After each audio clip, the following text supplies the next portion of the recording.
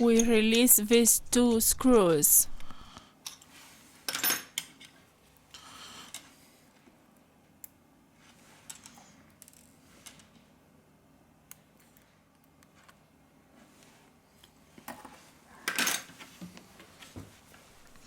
We are going to remove the middle frame.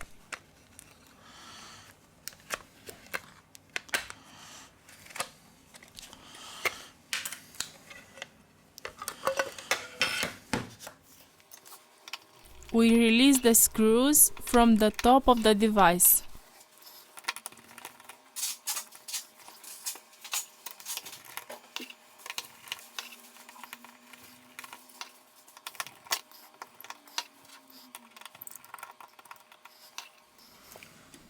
We remove the plastic protection, which is located at the bottom of the device.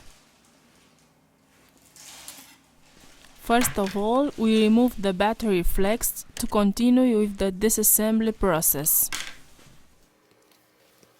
We apply isopropyl alcohol.